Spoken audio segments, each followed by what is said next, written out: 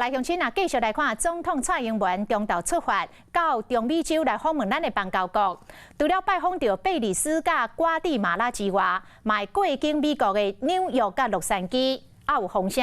讲中国驻纽约的总领事馆透过各种的关系，咧探听到蔡总统过境的各项的行程，讲当地有统派的团体已经准备好势，要动员来甲抗议。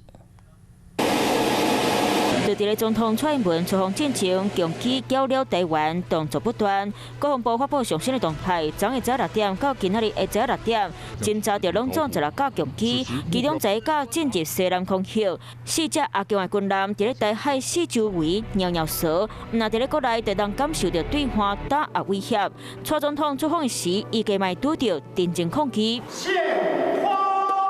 出访前上尾一个公开行程，蔡英文来到圆山中历史主持春节，就伫咧出发进前，就传出中国驻纽约总领事馆，当伫咧透过真侪种管道来探听伊过境行程。然呢，统派团体纯派心传出美国有一间算是台湾媒体集团的中文报纸，已经接到统派团体委托，预计就伫咧蔡英文2到30号过境纽约时，会刊专版广告来抗击，引起治安单位拢伫咧注意。总统会担心访美又遇到抗议吗？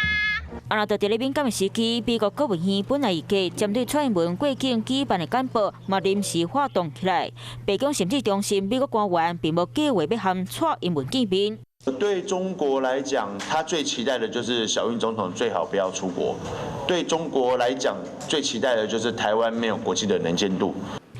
蔡总统出席交宴发表演说的讲稿嘛，提早公开，时教会强调台湾防疫的好成绩，伫咧国际上大家拢看有到，互台湾的地位大大提升。总统嘛预计来到华府智库哈德逊研究所发表谈话，预计讲到台湾会和理念相外的国家密切合作，包括对乌克兰、土耳其的帮助，和台湾高科技产业，强调台湾伫咧国际供应链的重要性。蔡英文到任前上尾一撮出访，除了含上见面受到大家注意，伊的行为嘛牵连到美中台局势。